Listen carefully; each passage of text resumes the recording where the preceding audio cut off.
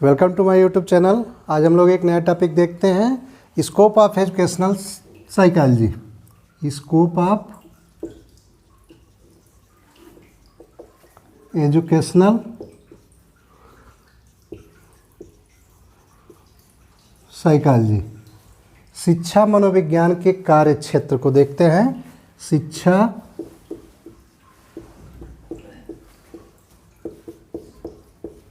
मनोविज्ञान के कार्य क्षेत्र, या हम लोग कह सकते हैं शिक्षा मनोविज्ञान के अध्ययन क्षेत्र को देखते हैं कि शिक्षा मनोविज्ञान का अध्ययन क्षेत्र क्या होता है।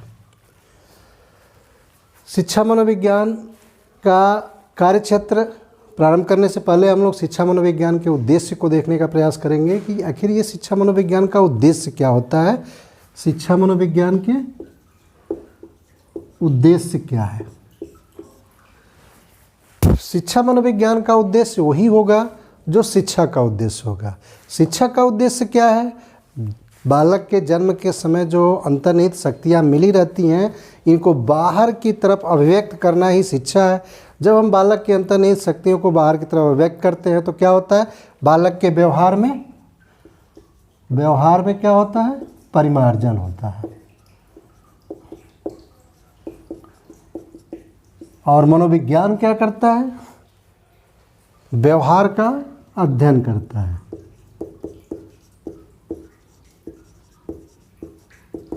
तो हम लोग देख रहे थे शिक्षा मनोविज्ञान के उद्देश्य।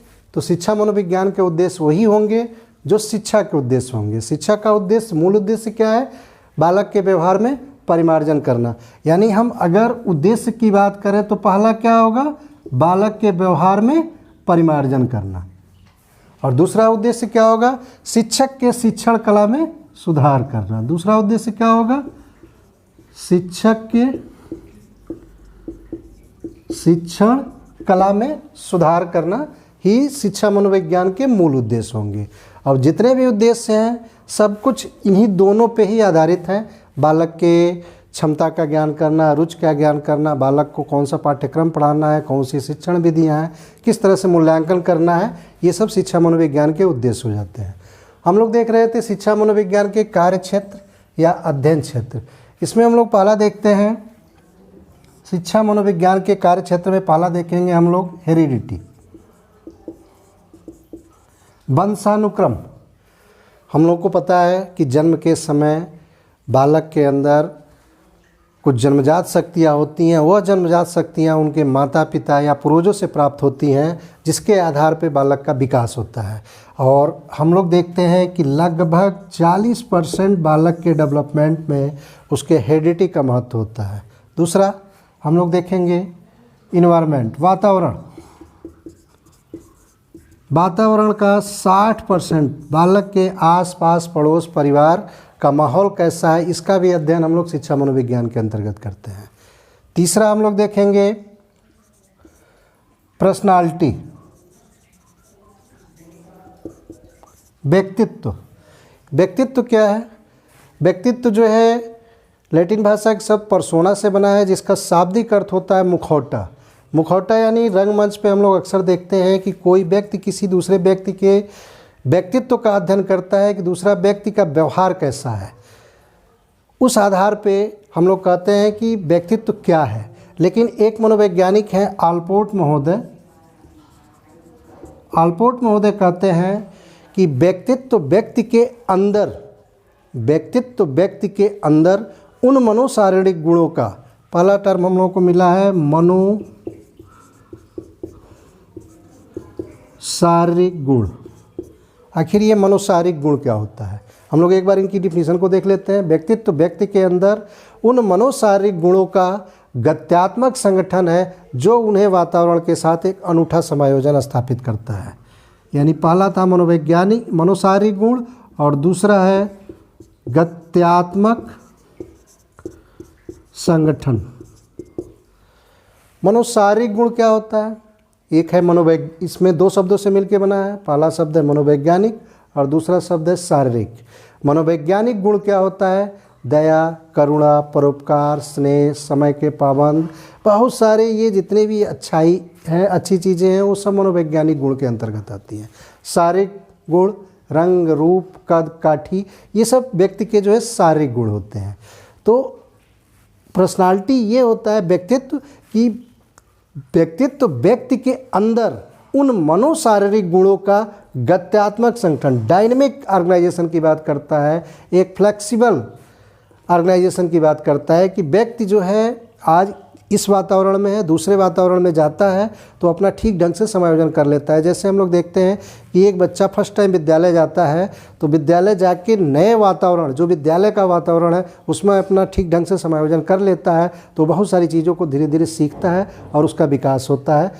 एक एग्जाम्पल स्वरूप हम लोग और देख सकते हैं कि अगर कोई लड़की है, शादी से पहले उसका अलग इन्वायरमेंट होता है, शादी के बाद दूसरा इन्वायरमेंट होता है। अगर वो लड़की अपने पूर्व के इन्वायरमेंट को भूल के नए इन्वायरमेंट में धीरे धीरे अपना एडजस्टमेंट कर लेती है तो उसके परिवार के लोग, ससुराल पक्ष वाले लोग कहते हैं कि उस बच्ची का या उस महिला का व्यक्तित्व बहुत अच्छा है। और क्या करते हैं इसके बाद से इनका यूनिक एडजस्टमेंट हो जाता है। तो ये है हमारा व्यक्तित्व। तो ये व्यक्तित्व जो है शिक्षा मनोविज्ञान का एक अध्ययन क्षेत्र है। ये काफ़ी बड़ा टॉपिक है, इसको हम लोग विस्तृत आगे अध्ययन करेंगे। चौथा हम लोग देखेंगे इंडिविजुअल डिफरेंस। इंडिविजुअल डिफरेंस, व्यक्तिगत भिन्नता। हम लोग देखते हैं कि जब एक टीचर क्लास में जाता है तो उसमें एक ही आयु के, एक ही समूह के बहुत सारे बच्चे रहते हैं और उन बच्चों में कुछ न कुछ व्यक्तिगत भिन्नता रहती है। कोई सीखने में बहुत तेज़ होता है, कोई कमज़ोर होता है, तमाम भिन्नताएं मिलती है। इसका भी अध्ययन हम लोग शिक्षा मनोविज्ञान के अंतर्गत करते हैं। अगला टॉपिक है पांचवा, एक्सेप्शनल चाइल्ड या स्पेशल चाइल्ड। विशिष्ट बालक या अपवादात्मक बालक के नाम से भी जिसे हम जानते हैं। ये विशिष्ट बालक क्या होता है, थोड़ा सा इसकी चर्चा कर देंगे कि विशिष्ट बालक हम उन बालकों को कहते हैं जो अंतः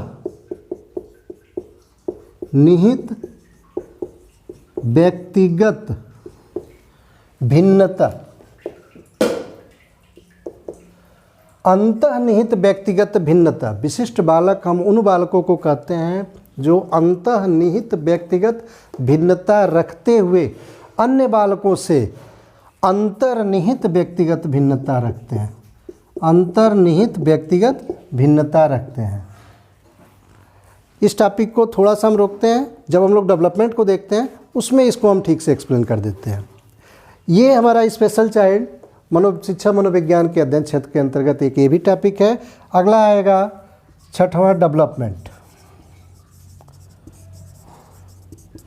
डेवलपमेंट को हम देखेंगे मानव विकास कैसे कैसे हुआ धीरे धीरे। उसमें मानव विकास को विभिन्न स्तरों में डिवाइड किया गया। इसको हम लोग थोड़ा जानने का प्रयास करेंगे कि मानव विकास के जो स्तर हैं उसको देखते हैं हम लोग। पहला प्रीनेटल, जिसको हम लोग हिंदी में गर्भावस्था के नाम से जानते हैं, जो 0 से लेके 9 मंथ तक चलता है। दूसरा है इन्फेंसी, शैशवावस्था, जो जन्म से लेके 6 वर्ष तक चलता है। तीसरा है चाइल्डहुड, जो 6 वर्ष से लेके 12 वर्ष की अवस्था तक चलता है। और तीसरा है एडोलसेंस, चौथा है एडोलसेंस, जो 12 वर्ष से लेके 18 वर्ष तक चलता है। और पांचवा जो मानव विकास के चरण हैं इसमें एडल्टहुड, पांचवा है एडल्टहुड, जो मोर देन 18 ईयर है, 18 वर्ष से ऊपर। ये मानव विकास के चरण हैं, 5 चरणों में डिवाइड किया गया है। प्रीनेटल, इन्फेंसी, चाइल्डहुड, एडोलसेंस और एडल्टहुड। गर्भावस्था, शैशवावस्था, बाल्यावस्था, किशोरावस्था और प्रौढ़ावस्था, ये जो है पांचों का अध्ययन जो है शिक्षा मनोविज्ञान के अंतर्गत किया जाता है। इसमें एक और टॉपिक आएगा एक्सेप्ट, 7वां, मानव विकास के पक्ष। मानव विकास के पक्ष की हम लोग बात करते हैं तो एक्सेप्ट जो है, पहला एक्सेप्ट होता है हमारा फिजिकल डेवलपमेंट। फिजिकल डेवलपमेंट, शारीरिक विकास। दूसरा आता है मेंटल डेवलपमेंट। तीसरा आता है सोशल डेवलपमेंट। चौथा मोरल डेवलपमेंट। पांचवा इमोशनल डेवलपमेंट। ये मानव विकास के क्या है, पक्ष है, एक्सेप्ट्स की बात करते हैं। इसका भी अध्ययन हम लोग शिक्षा मनोविज्ञान के अंतर्गत करते हैं कि बालक का शारीरिक विकास कैसे होता है। हम लोग देखते हैं जन्म के समय एक शिशु जो है असहाय होता है, छोटा सा होता है, धीरे धीरे हम और आपके तरह से लंबा कदकाठी का प्राप्त कर लेता है। ये बालक का क्या है, फिजिकल डेवलपमेंट है। इसको भी हम लोग शिक्षा मनोविज्ञान के अंतर्गत अध्ययन करते हैं। हम लोग देखते हैं जन्म के समय बच्चे की कोई न भाषा होती है, न बोलचाल का भाषा है, न उसके अंदर कोई मेंटल एबिलिटी है। धीरे धीरे उसका विकास होता है। ये जो है हम लोग मेंटल डेवलपमेंट, मानसिक विकास के अंतर्गत अध्ययन करते हैं। इसी तरह से सामाजिक विकास का अध्ययन करते हैं, फिर नैतिक विकास और फिर इमोशनल डेवलपमेंट का भी हम लोग अध्ययन करते हैं। ये मानव विकास के पक्ष हैं। खासकर शिक्षा मनोविज्ञान के अंतर्गत ये जो 3 अवस्थाएं हैं, इन्फेंसी, चाइल्डहुड और एडोलसेंस का, इसका अध्ययन किया जाता है। इन्फेंसी के अंतर्गत बालक का फिजिकल डेवलपमेंट कैसे होता है, चाइल्डहुड के अंतर्गत बालक का फिजिकल डेवलपमेंट कैसे होता है और एडोलसेंस के अंतर्गत बालक का फिजिकल डेवलपमेंट कैसे होता है, इसका अध्ययन करते हैं। ऐसे ही हम लोग शैशवावस्था में बालक का मेंटल, सोशल, मोरल और इमोशनल डेवलपमेंट का अध्ययन करते हैं। इसी तरह से हम लोग किशोरावस्था में भी बालक के मेंटल, सोशल, मोरल और इमोशनल डेवलपमेंट का अध्ययन करते हैं। ये थे एक्सेप्ट्स पक्ष शिक्षा मनोविज्ञान के कार्य क्षेत्र या अध्ययन क्षेत्र। हम लोग इसमें एक ये जो देख रहे थे स्पेशल चाइल्ड, हम लोग इसको एक बार फिर से देखने का प्रयास करेंगे कि आखिर ये स्पेशल चाइल्ड होता क्या है। हम लोग बताए थे कि विशिष्ट बालक हम उन बालकों को कहते हैं जो अंतर्निहित व्यक्तिगत भिन्नता रखते हुए अन्य बालकों से अंतर्निहित व्यक्तिगत भिन्नता रखते हैं। ये आखिर में अंतर्निहित व्यक्तिगत भिन्नता क्या होता है? बालक के अंदर हर बालक का पक्ष होता है, एक्सेप्ट्स होता है, जिसे फिजिकल, मेंटल, सोशल, मोरल और इमोशनल। कोई बच्चा अपने आप में उसका फिजिकल डेवलपमेंट तो ठीक से हुआ, हम लोग देखते हैं अंदर जनरल देखते हैं कि किसी बच्चे का फिजिकल डेवलपमेंट तो ठीक ढंग से हो रहा, लेकिन उसका मेंटल डेवलपमेंट ठीक से नहीं हुआ।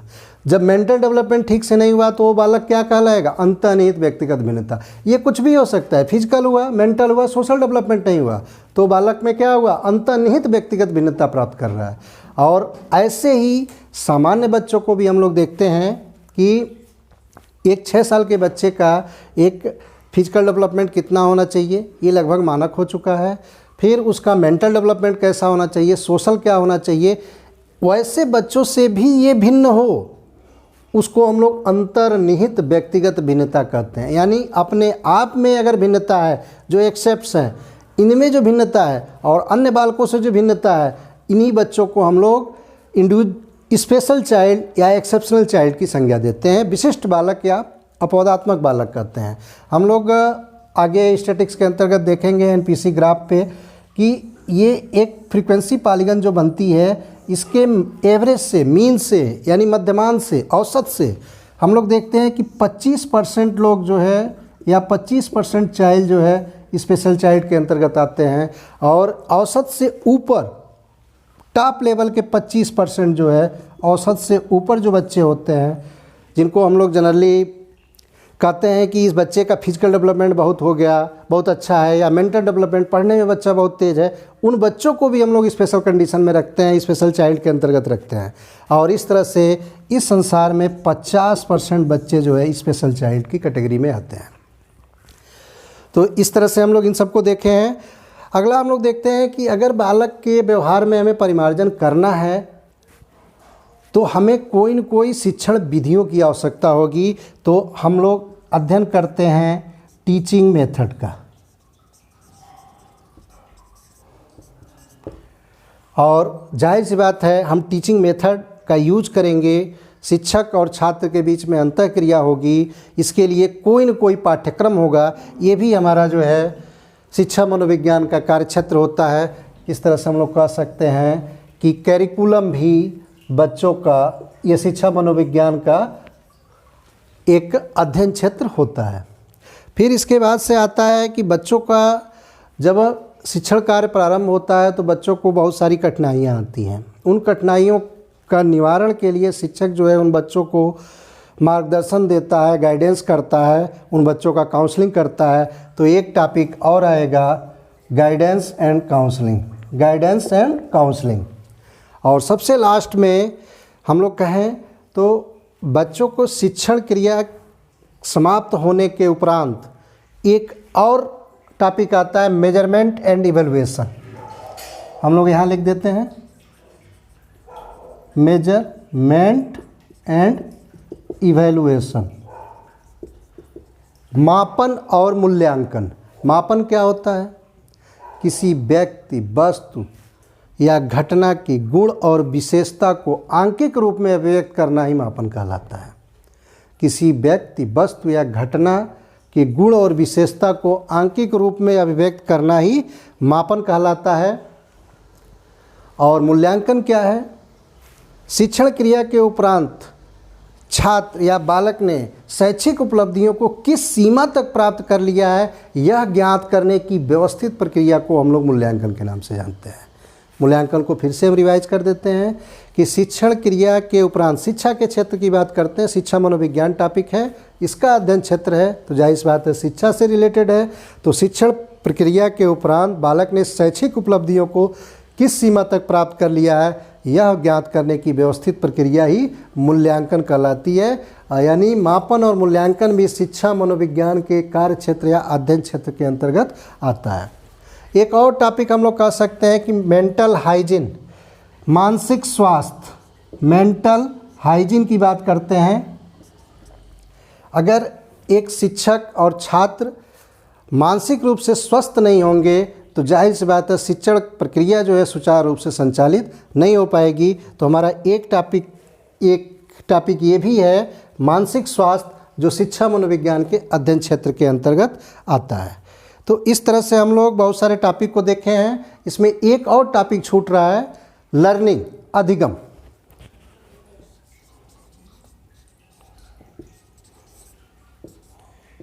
लर्निंग का शाब्दिक अर्थ होता है अधिगम। अधिगम मीन्स सीखना। जाहिर सी बात है हम दिन प्रतिदिन कुछ न कुछ सीखते हैं और जैसे सीखते जाते हैं हमारे व्यवहार में दिन प्रतिदिन परिवर्तन होता रहता है। इस तरह से हम कह सकते हैं कि व्यवहार के कारण व्यवहार में आया कोई भी परिवर्तन अधिगम कहलाता है। तो यह एक बड़ा टॉपिक है। इसमें हम लोग लर्निंग की थ्योरी वगैरह देखेंगे, बहुत सारे टॉपिक को आगे इसमें देखेंगे।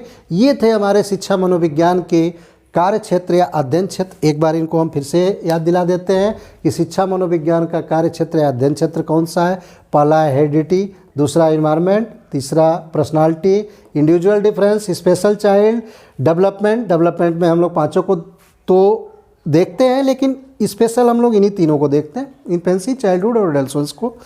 फिर उसके बाद से मानव विकास के जो पक्ष हैं, फिजिकल, मेंटल, सोशल, मोरल और इमोशनल डेवलपमेंट को देखते हैं। फिर हम लोग टीचिंग मेथड, शिक्षण की कौन कौन सी विधियाँ यूज की जाएंगी, इसका प्रयोग करते हैं।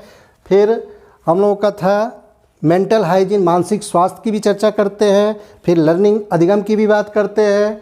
और करिकुलम, पाठ्यक्रम क्या होगा, बच्चों का गाइडेंस और काउंसलिंग कैसे करेंगे। और लास्ट हम लोग देखते हैं शिक्षण प्रक्रिया के उपरांत बालक का मापन और मूल्यांकन। इस तरह से हमारा ये आज का टॉपिक ख़त्म होता है। अगर आप लोगों को वीडियो अच्छा लगा हो तो सब्सक्राइब करें, लाइक करें, शेयर करें। धन्यवाद।